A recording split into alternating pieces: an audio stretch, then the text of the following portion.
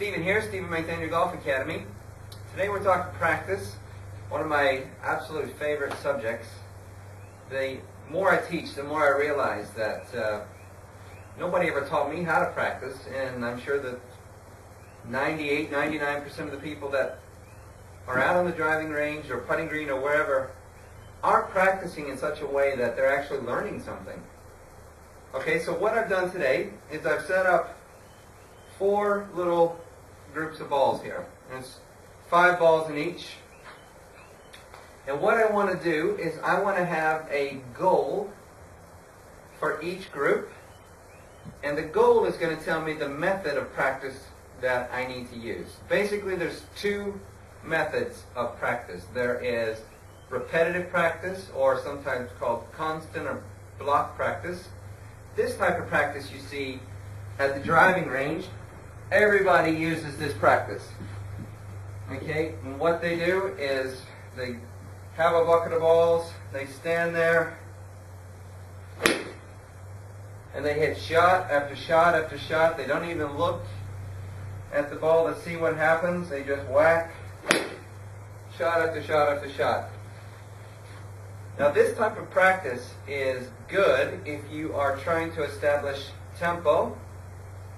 This type of practice is also good if you're trying to understand what happens if I start moving different variables in my golf swing. Very important to realize when we're practicing this way that we're not really judging the result. More or less we're understanding, okay, what is it that's happening? It's more of a discovery mode. The other type of practice, which is more of a how do I take the range to the golf course, is what we call random practice or elaborative practice. More deep practice.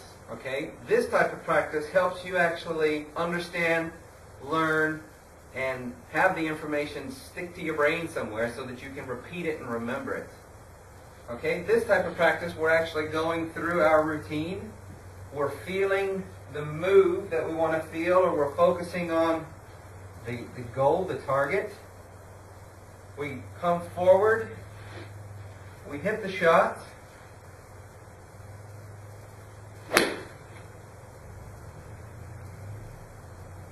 We watch it the entire way. We see what happens.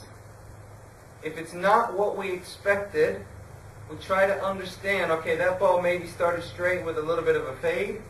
So I'm going to try to understand what happened and what type of move do I really want. Okay? Then I repeat the process again, trying to improve the shot. Very important to try to take judgment. Don't judge yourself based off of what you're hitting, what you're doing. Just try to keep it objective. Okay, that ball sliced, it's okay. Why did it slice? What happened? Just if you start answering all these questions, understanding will help you through this. Okay, go through the process again. Want to feel another feeling?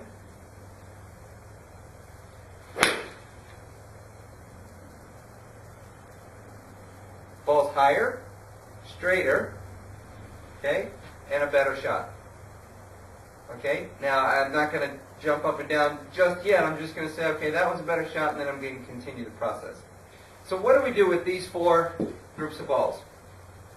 The first group, we're going to focus on tempo. Okay, now tempo, all I'm trying to do is feel what type of tempo do I have. I like a little bit more, of a normal tempo. There are some people that like a little faster tempo, some people like a little slower tempo. I'm just going to try to feel what is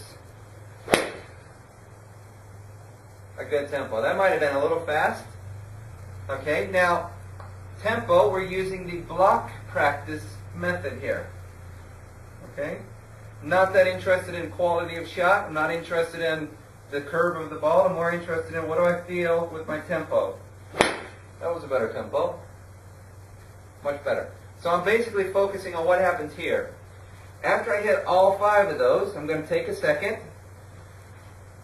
and I'm just going to try to understand what was that tempo like. Okay, was it good? Was it bad? Was it fast? Just try to get an understanding. The next group of balls is a discovery group.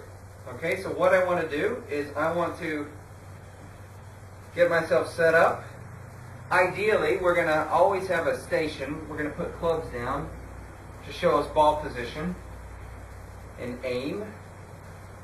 But for the camera here, we're just going to go through it. Okay, first ball is pretty standard. Okay, pretty straight. Now, what would happen if I move the ball slightly left of my original ball position?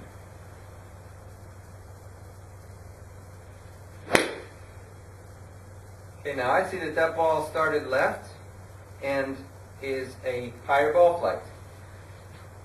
I'm not judging myself, okay? All I want to know is what happened. Was it higher? Was it lower? What happened? Was the ball flight, was the contact good? That contact was a little ground first and then ball. If I did the exact same thing and gripped down on it a little bit, what would happen? I'm not changing my technique. I'm just trying to understand what happens with different conditions. Much better contact. And I can see that the ball started pretty much the same ball flight, the same type of pattern there. Move the ball back.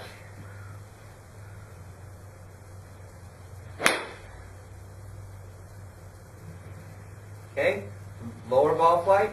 Ball is right in my target line. Okay, so now I have some information. My standard, what happened? Move the ball left, what happened? So I'm just basically trying to answer these questions. Where does the ball start? How does it fly? How was the contact? Was it an easier shot than my standard? Just trying to get an understanding here. The next group of balls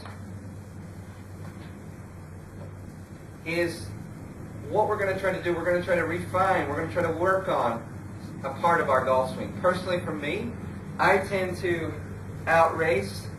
My body tends to outrace my club, and as a result, I end up in this sort of impact, and I don't want to do that.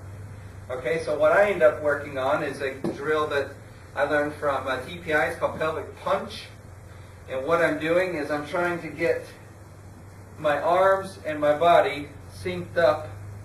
Okay, so I hit shots from this position. Okay, and all I'm trying to do is get a feeling here. Okay, that's the feeling. Good. Okay, now, I'm going to come away, focus on my practice, or my target. As soon as I step on the mat, I want to be all focused on my target there. See if I can get the quality of this strike better than it was in the past.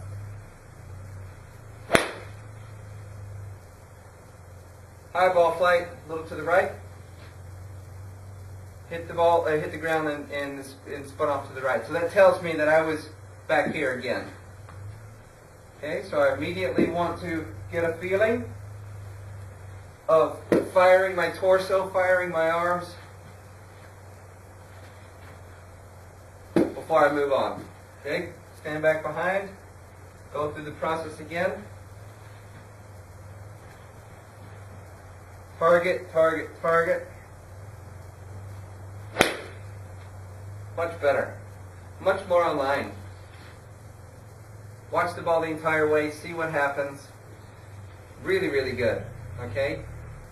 Got to go through the process with all these balls.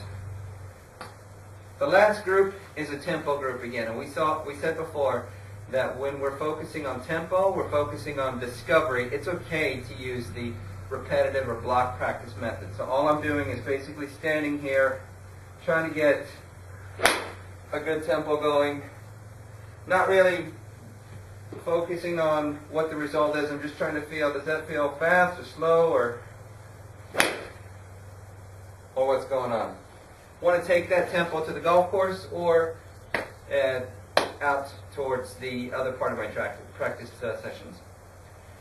If you have a question on how to practice, why we do repetitive block versus random, elaborative, deep practice. Please email me, stephen.mcdaniel@pgasweden.com. You can also visit my website at mcdanielgolf.com. Have a good day.